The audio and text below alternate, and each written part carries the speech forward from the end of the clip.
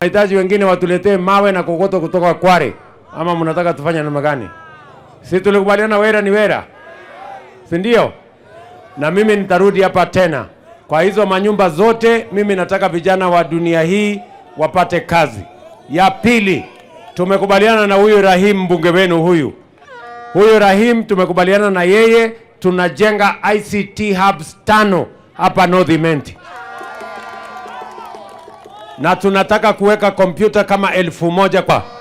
Na mimi nataka niwaulize, huyu Kawira Mwangaza aendelee independent ama akuje tufanye kazi pamoja? Akuje UDA? Akuje UDA huyu mama? Hebu nione wala wanasema mama akuje UDA tufanye kazi pamoja. Bas. Harambee! Harambee! Asanteni sana. Haya, Rahim, dakika moja, simama hapo, ongelesha watu wako wamekuchagua. Wapi nduru ya huyu mtu wetu? Eka mpango maalum. Kwa mara ya kwanza serikali ya Kenya iko na mpango ya vile kijana atatoka hapa kwa Mitunguu pale kwa masonry aende kazini pale kwa affordable housing. Kijana kama huyu ambaye anafanya electrical hapa atoke hapa aende kufanya kazi affordable housing, atupangie vile tutaweka stima katika ile manyumba. Vijana ambao wanafanya zile taaluma zingine zote hapa wanapata nafasi ya kwenda kufanya kazi. Hatuwezi kuendelea kusomesha watoto wetu na hatuna mpango ya vile masomo yao itawasaidia na vile watapata ajira, wajisimamie na watusaidie kuendesha taifa letu la Kenya mbele. Tunaelewana jameni? Mimi nataka vijana wa hapa. Kuna mtu amekuja kusoma hapa ndiye aende atangatange kwa barabara? Si kila mtu amekuja hapa kusoma ndiye aende afanye kazi? Sasa ni kazi yetu na ni mpango yetu kuhakikisha kwamba hawa vijana wataenda wapate ajira, tuwasukume wasonge mbele. Tumekubaliana? Na tumekubaliana hivi. Vile vile saa hizi tuna negotiate bilateral labor agreements. Tunataka wale vijana pia watatoka hapa Mitunguu pia tuwapange waweze kufanya kazi hata nje ya Kenya. Tumekubaliana. Tumepanga na Wamarekani, tumepanga na Wajerumani, tumepanga na Wafaransa, tumepanga na watu wa UAE kwamba vijana wa Kenya wanaweza kutoka hapa waende na skills zao, wawe ni mechanical operators, wawe ni wale wanafanya nursing, wale wanafanya clinical officers, waende wafanye kazi nje, watuletee madola, tuendeshe taifa letu la Kenya. Vijana wa Kenya mko tayari? Vijana wa Kenya mko tayari? Kazi ikipatikana Kenya mtafanya? Kazi ikipatikana ng'ambo mtafanya? Si tulikubaliana kazi ni kazi? We believe that every student that comes to a TVET must have access to adequate learning material and personnel so that they can be and they can acquire the competencies that are necessary for them to earn the certificates that are given by these institutions so that they can proceed and work in the ecosystem we are building in the Republic of Kenya. Ya mwisho, pia pesa ambayo inakuja katika TVET kama Mitunguu.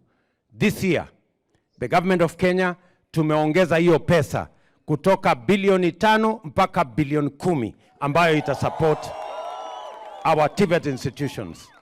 We are enhancing the capitation, we are enhancing the money that goes to our students, and we want to make sure that this goes forward so that we can support education in our TVET and support education across board. Munajua watu wetu wa Imenti, huyu rais wetu kwa mwaka moja amekuwa pale ofisi akiwa na kibarua ngumu ya kungangana na madeni. Alikuta madeni ya 9.6 trillion. Akakuta Kenya karibu ipigiwe kengele. Na rais kwa kuweka bidii amengangana, tumeanza kulipa madeni na amepanga kazi. Kwa hiyo mwaka moja ndio sasa amerudi kwa kiwanja kuanza kupanga kazi na kazi inaendelea. Hii watu ya Azimio wanapiga kelele huko. They have no agenda. Hakuna kazi wamepanga anywhere. Hawana alternative plan. Wewe rais wetu kaa focus usukume kazi ya Kenya. Na nyinyi watu wa Meru tuunge rais mkono. Tutamunga mkono. It is our responsibility as government. It is our constitutional responsibility as government to make sure that we not only make it possible for young people to acquire knowledge, education, skills, and competence. It is also our responsibility to make sure that the young people of Kenya have an opportunity to work. It is our responsibility to plan to make sure that unemployment does not become a threat to our country by making sure that we have opportunities for young people in Kenya to work. And that is why the government of Kenya, this time round, we have a deliberate, intentional plan to create jobs in programs that will allow millions of young people to have an opportunity to work. I am saying this, and I want all leaders in Kenya, including those in the judiciary, to understand that it is our collective responsibility to make sure that job creation is part of government policy. Let me also say, for the avoidance of doubt, that we cannot pretend anymore as a country. Those of us who have jobs, those of us who have opportunities, we cannot continue to pretend that we do not have an unemployment problem in Kenya. We have millions of young people in Kenya out of school, out of college, out of universities. They are doing nothing because they have no opportunity to work, because there have never been any programs to make sure that they have an opportunity to work. Today, the government of Kenya has clear plans on how to create job opportunities. One of them is housing, and we are going to make sure that housing creates at least 500,000 jobs in Kenya to make sure that young people graduating from Mitungu and all other colleges have an opportunity to go work. Right there, we have a masonry workshop. And you can see those gentlemen, they are standing there. Wale watu wanajipanga pale na masonry.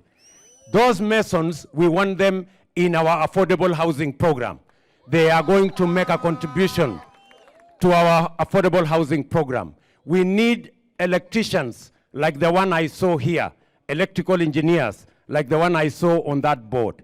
We need many other competencies. We need many other young people for us to support them in making sure that they get jobs.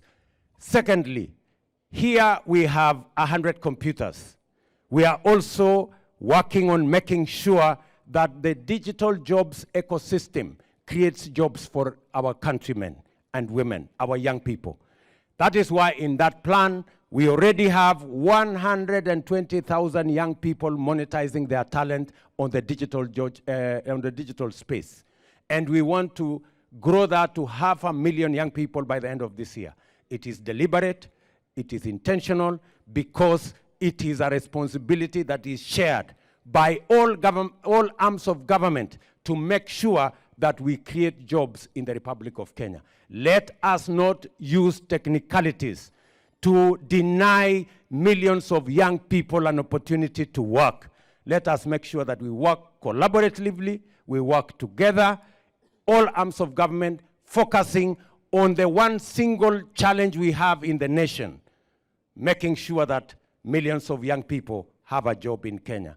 I want to assure the young people of Kenya that whatever it takes, the government of Kenya is going to make sure that we create opportunities for you to work, that we run programs that are going to create opportunities for our young people graduating to work.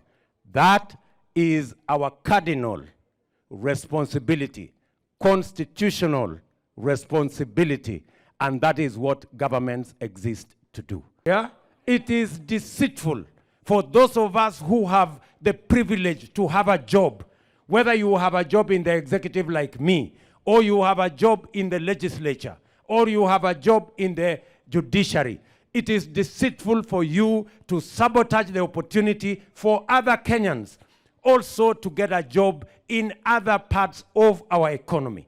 We must all work towards making sure that we expand opportunities for every young person in Kenya, including those who come from families that have no power, that have no connection, that have nobody to stand by them. We must stand by them. And I want to promise the young people of Kenya that we are going to stand by them. Ama munasemaje jameni? We must stop the pretense that anybody does not understand the challenge of unemployment in Kenya. Whether you sit in whatever arm of government, we all must contribute our ideas, talents, and expertise. And we must contribute in the decision making that is going to make these young people in Kenya to also get jobs. Just the same way we have jobs.